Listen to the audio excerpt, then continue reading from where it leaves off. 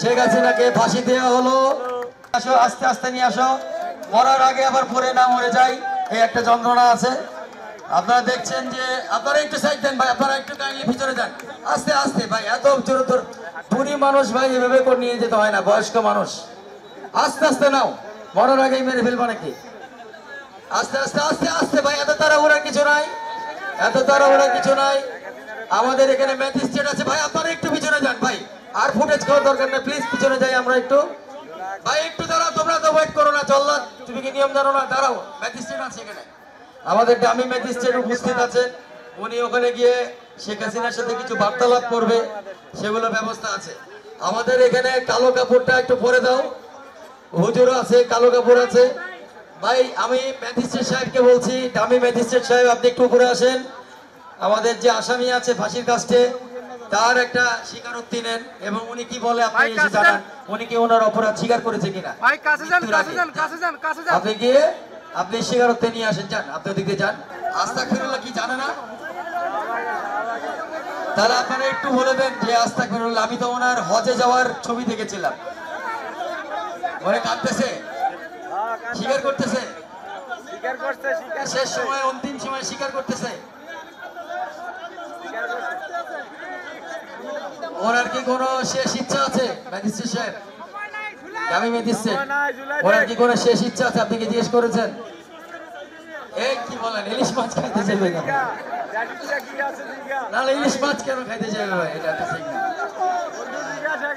না, না না না, এরকম হওয়ার কথা না। কিছু রেডি আছে যেটা আল্লাহ নিজে দিবে। আপনারা কালো কাপড়টা, ওনার মুখের কালো কাপড়টা জল্লাদের কাছে হ্যান্ড ওভার করার জন্য আমি অনুরোধ করব। কালো কাপড়টা তাকে পরিয়ে দেওয়া হোক। মোদির সাথে দেখা করার সুযোগ দেওয়া হোক, ওনার একমাত্র স্বামী হচ্ছে মোদি, মোদির সাথে দেখা করার সুযোগ দেওয়া হোক। এই মুহূর্তে আসলে সেই উপায় নাই, কারণ একদম ফাঁসির মানে কাছে আছে, দড়ির খুব কাছে আছে। আমরা দেখতে পাচ্ছি কালো কাপড় দিয়ে তার মুখ ঢেকে দেওয়া হচ্ছে। আমার নিজেরও খুব খারাপ লাগছে ব্যাপারটা আসলে। আস্তে আস্তে, তোমাদের এত তাড়াহুড়া কেন ভাই বুঝলাম না। কাপড়টা বাঁধো, কালো কাপড়টা বাঁধো। উনি কলমা পড়েছে, আলহামদুলিল্লাহ।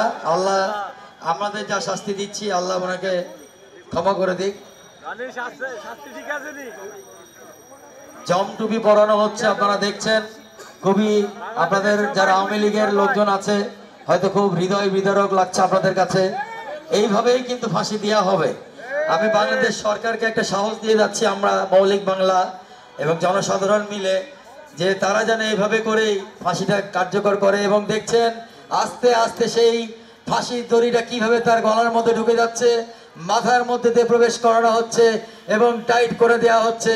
আর তোমার কিন্তু ছেড়ে দেওয়ার আগে এই এখান থেকে কিন্তু এই যে ম্যাজিস্ট্রেটের দিকে খেয়াল করো, এই যে এই রুমাল ম্যাজিস্ট্রেট যখন ফেলবে ঠিক সেই মুহূর্তে কিন্তু তোমাকে ছাড়তে হবে দড়িটা। ম্যাজিস্ট্রেট একটু সামনে যাক, আমি একটু ঘড়িটা দেখি, আমার 1 মিনিটের মধ্যে আমি এই সাদা কিছু ইন্ডিয়াতে গিয়ে বহুত গালাগালি হবে, বহুত মানে আমার বাপ মা তুলে, বউ বাচ্চা তুলে দেওয়া হবে। কোনো সমস্যা নাই, তোমাদের ভুল ভাঙবে, তোমাদের নেত্রী আর কোনোদিন ফিরবে না, নেত্রী ক্ষমতাতেও ফিরবে না, কিছুতেই ফিরবে না। তোমরা ফিরে আসো, তোমরা বাংলাদেশে ফিরে আসো, তোমরা বাংলাদেশের ভালো মানুষের দিকে ফিরে আসো। রুমাল দেখলেন যে উঠে গেল এবং শেখ হাসিনাকে ছেড়ে দাও।